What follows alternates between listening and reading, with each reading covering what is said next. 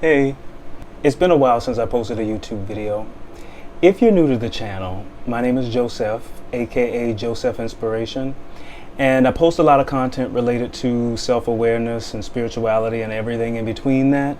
So if that is your bag, then this may be your safe space. For those of you who are returning, welcome back. I know it's been a while since I posted my last video, but I've been in deep reflection. And a lot of those reflections, I think, deserve longer format here. And if you've been following any of my content on Instagram or TikTok, then you can add my YouTube channel to that follow list. And let's see if the messages will start translating a lot better here, and that you can process a lot more in real time, so to speak.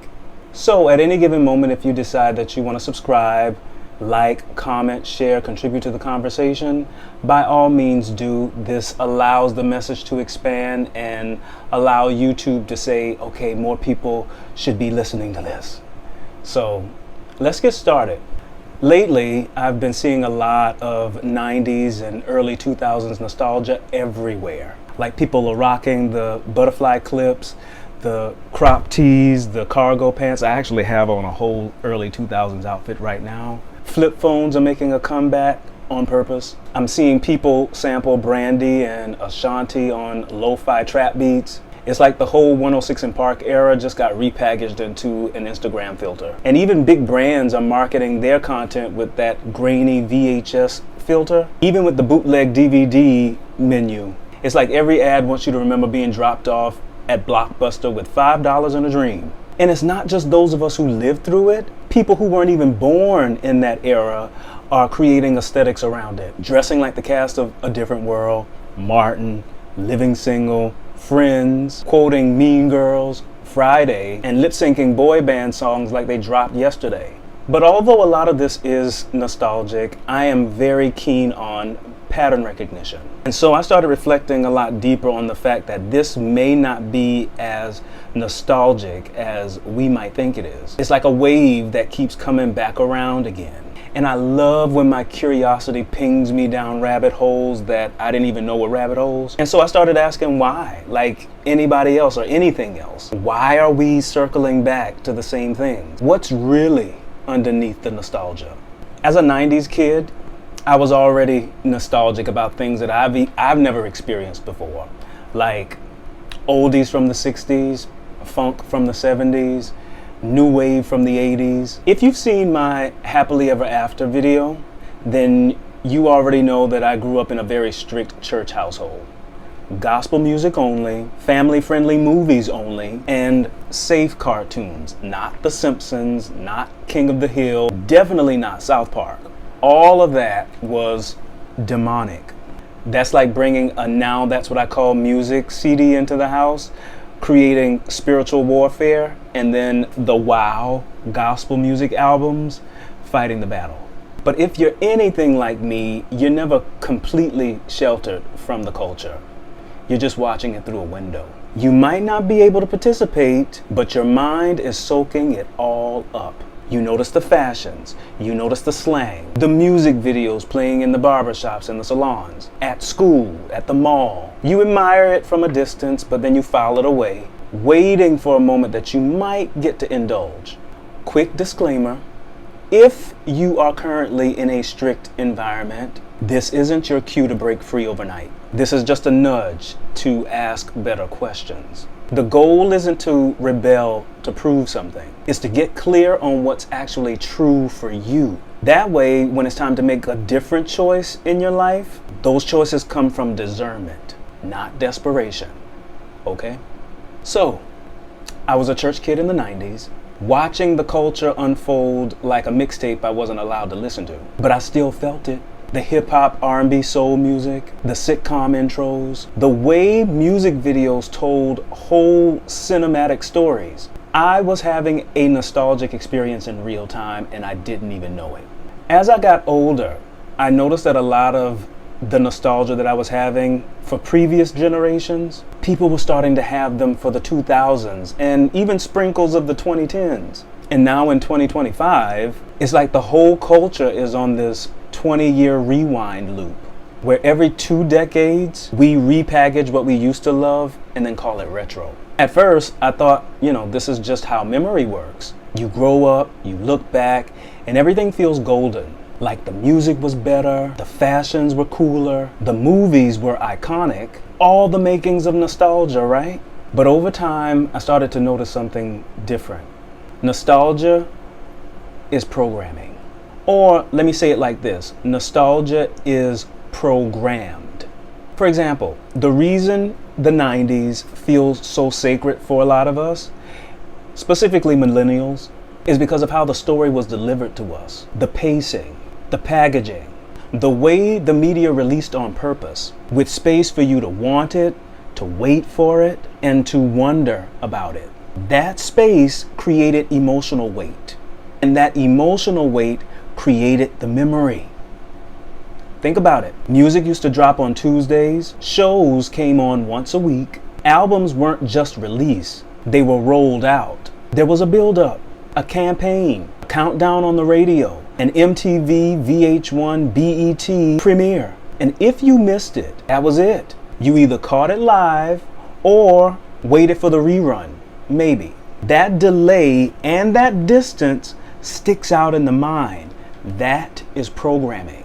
That is not an accident. That is very much orchestrated. Therefore, the culture trained us to assign value to what was hard to get. Scarcity made everything feel important. And so much of what we remember fondly isn't so much the thing itself. It was the emotional experience we had because we were held in suspense.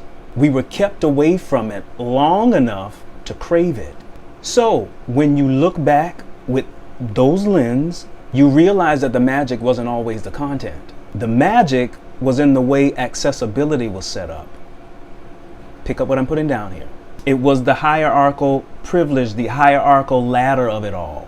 Everything wasn't better in the natural sense of it. It was more curated. And our emotional response was engineered to feel deeper and stay within the control loop of it all. And when you start seeing it that way, this is how you start to ask better questions about the way things are set up.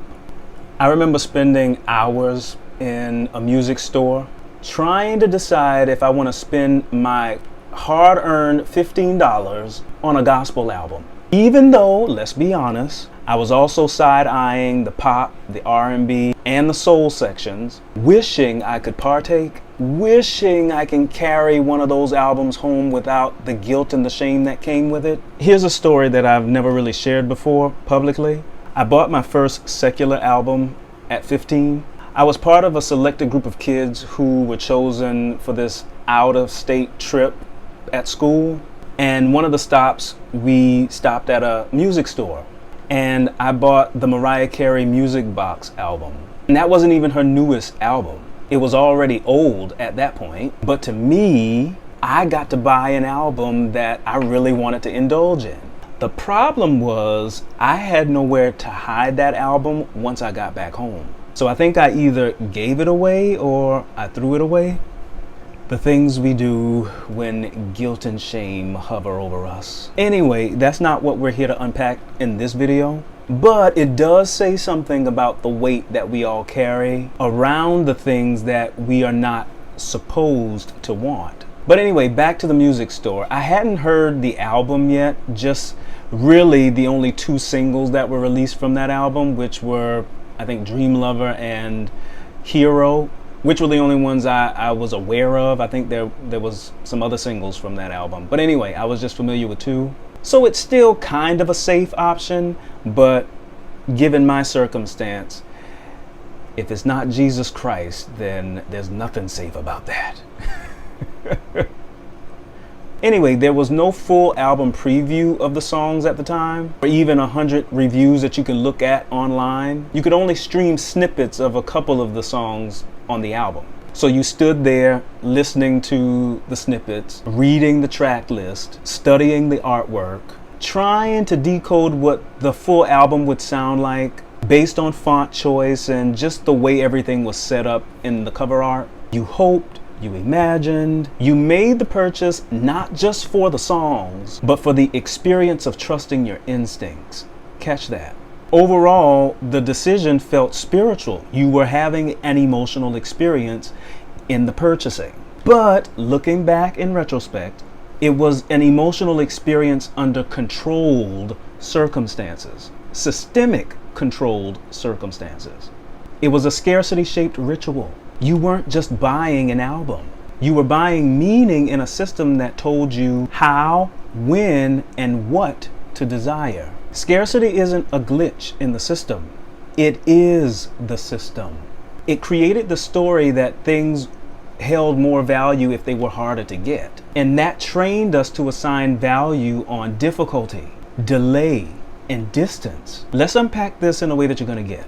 Music didn't have to drop once a week. Movies didn't have to wait 6 months before they came out on home video. That was a systemic choice made by gatekeepers who understood that delayed access increases emotional investment. The longer you wait, the more meaningful the moment when you finally get the thing. And so the reason we obsess over the liner notes in an album is because we weren't given the full picture up front. The mystery created the momentum, and we just filled in the gaps with our imagination. And that emotional buildup became part of the product. Not the music itself, not the movies themselves. It was the chase for them. The entire rollout strategy is to contain your attention. It makes you feel like you're participating in a cultural movement, when really you're just being guided through a carefully timed funnel. And memories are shaped by what you are allowed access to and when you are allowed access to them. Even the way we talked about the media was curated. We'd say things like, "Did you hear that new single?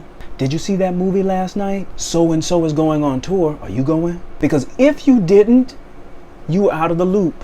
And here FOMO, the fear of missing out, enters the chat. And FOMO isn't as personal as you think. It's a part of the social programming, keeping everyone on the same timeline in the same story. But now, in the second half of the 21st century, 2025 and onward, we can access almost anything instantly. No hunt, very little delay, no investment, and on paper that should be liberating, right? But if you lived through these previous eras, you already know that something always is missing. Anticipation used to mean something because it wasn't the thing that you were waiting for. It was who you became while you waited for it. The longing, the buildup, the little rituals that you created around it. That's what gave the experience weight. But now, the moment something drops, you consume it, you rate it, and you move on within a matter of hours. And the social media scrolling loop has us all in a chokehold. Most of us don't remember half of what we scroll after a 24-hour day. In other words, before the dopamine has a chance to land, the algorithm is already offering you 5 other things. And so it takes the focus off the journey. And so the journey becomes this perpetual loop of consumption. And the system knows that it broke the anticipation spell. That's why they're scrambling to patch it up with nostalgia. That's part of the reason why we keep seeing live action remakes of animated classics. Old songs are being re-recorded, resampled, and resold with barely any changes. And we, the public, are being led to believe that it's creative recycling. But really, it's retaining ownership. A lot of the stuff that we consumed during the 20th century is approaching the public domain window now. And once something enters the public copyright domain, it can be used freely outside of the systemic corporate control. So the systemic answer is to repackage it, remake it, reclaim it, so they can reset the clock on the copyright. Catch that. And so the marketing tactic is to brand it as preserving the art.